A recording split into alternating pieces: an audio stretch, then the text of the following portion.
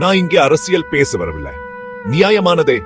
அதாவது சீர்காழி ஆகனி பஞ்சாயத்துல எங்க கிராமத்துக்கு உண்மையான வறட்சி பற்றி கேட்கவே இங்கு வந்திருக்கிறேன்.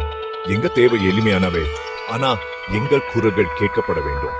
சீர்காழியில் அரசு மருத்துவமனை உள்ளது, ஆனா புதிய மருத்துவர்கள் இல்ல. தினமும் நோயாளிகள் மருத்துவமனையில் காத்திருக்கிறார்கள். ஆனா குணப்படுத்த போதுமான கைகள் இல்லைன்னா மருத்துவமனையா என்ன பயன்?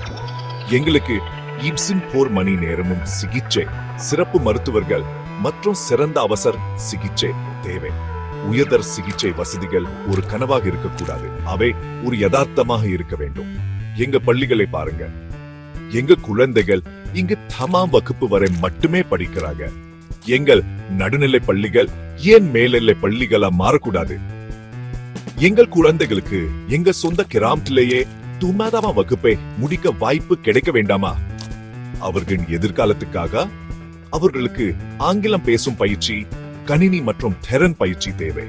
நீட் போன்ற பெரிய அரசு தேர்வுகளுக்கு இலவச பயிற்சி அது அவசியம். சிறு வணிகர்களும் தொழிலாளர்களும் வளர விரும்புகிறார்கள்.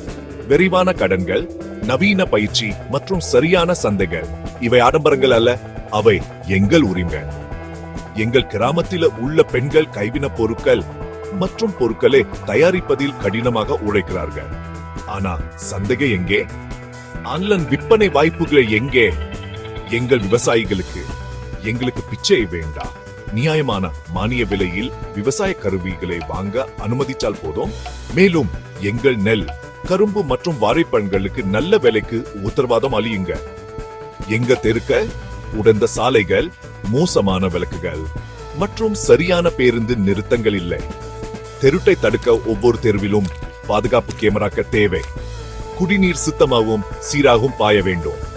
எங்கள் ஊருக்கு நீர் மேலாண்மை மற்றும் பாதுகாப்பிக்கா ஒரு தடுப்பு அணை கட்டி தர வேண்டும். இது வெறும் வசதிக்கா அல்ல, எங்கள் வாழ்வாதாரத்துக்கும் பாதுகாப்புக்கும் அவசியம். அடிப்படை தேவைகளுக்கா நாம் ஏன் கெஞ்ச வேண்டும்? வேலைகள் மற்றும் வணிக வாய்ப்புகள் அவை நகரங்களில் மட்டும் இருக்கக்கூடாது. எங்கள் இளைஞர்கள் இங்கேயே நேர்காணல்களையும் நல்ல வேலைகளையும் பெற தகுதியானவர்கள்.